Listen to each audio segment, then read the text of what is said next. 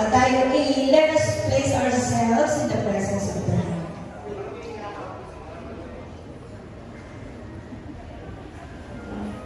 In the name of the Father, the Son, and the Holy Spirit.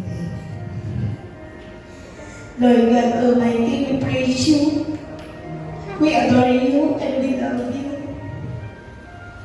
We thank you, Lord, for this special day, the wedding of Ate Celine and Gian. This is a very special day for us.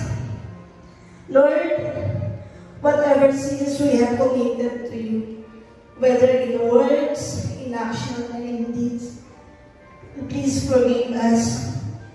We live up to you, the future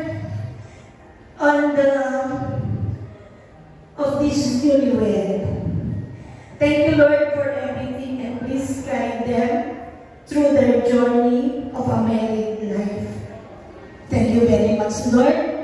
And sana lahat ng narito ngayon, i-guide po kami.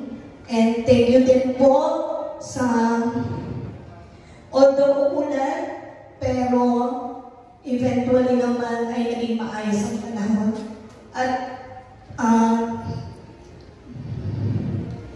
pinasya ko na magkasama-sama kami dito para i-celebrate ang special day ito.